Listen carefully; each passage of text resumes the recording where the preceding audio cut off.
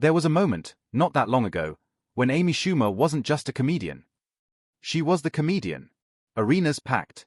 Movies booming. Critics cheering. Fans obsessed. And then, almost overnight, the same crowd that lifted her up turned on her. Not because she told one bad joke, but because she kept revealing a version of herself that fans didn't recognize or like. Today, we're diving into how one of comedy's biggest names managed to torch her own empire, piece by piece. Hey everyone, welcome back to Streamline Network, and we're unpacking the self-inflicted collapse of Amy Schumer. How she built millions of fans. How she lost them. And how almost all of it could have been avoided with one simple thing. Accountability.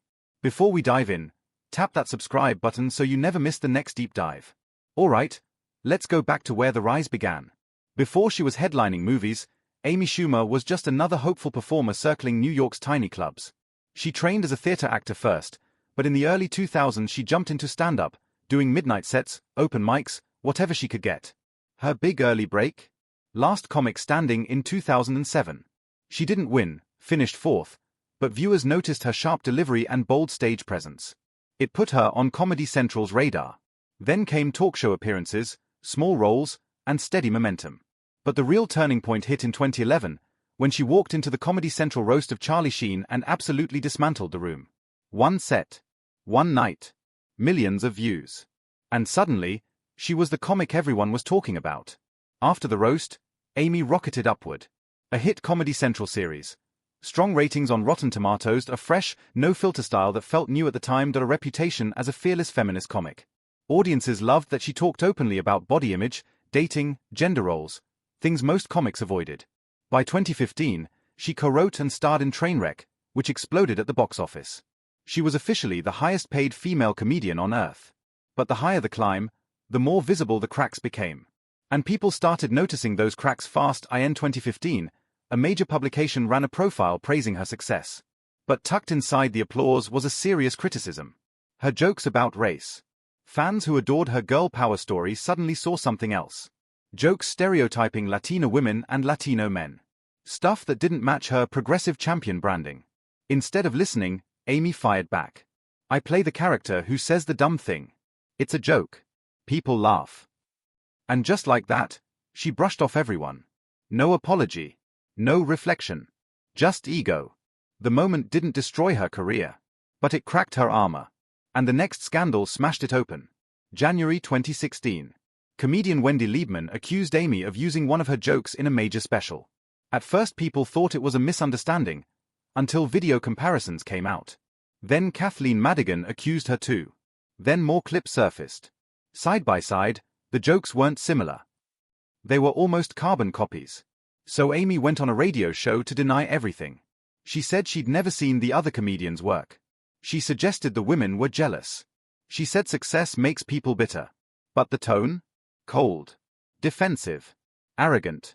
Fans who once rooted for her began to see someone who couldn't admit being wrong, even when the evidence was on full display.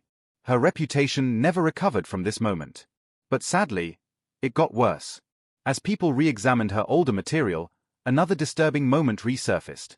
A story she told in 2014 about an intimate encounter with a man who was extremely drunk, unable to focus, barely able to stand. At the time she framed it as a moment that helped her find confidence.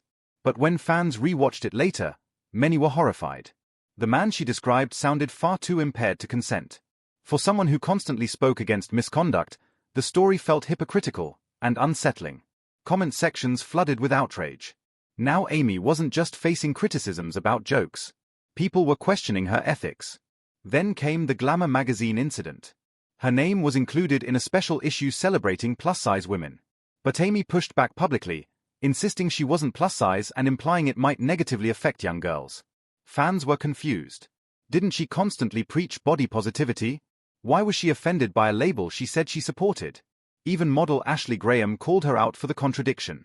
Once again, instead of acknowledging anything, Amy dodged and backpedaled, a recurring theme. Late 2016. She performs a show in Tampa. In the crowd, people with different political views.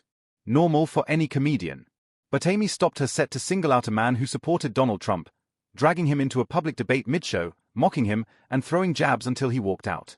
Then hundreds more followed. People weren't mad about politics.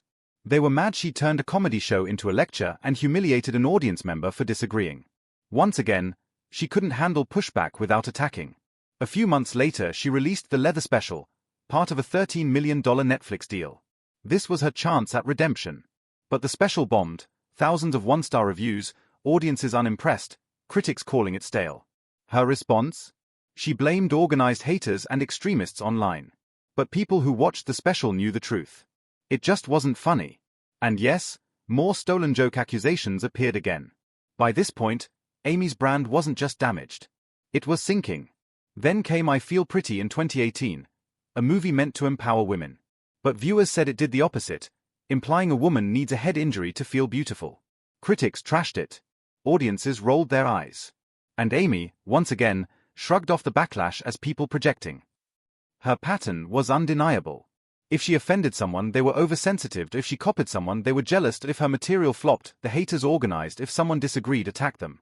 Her ego had become the loudest voice in the room.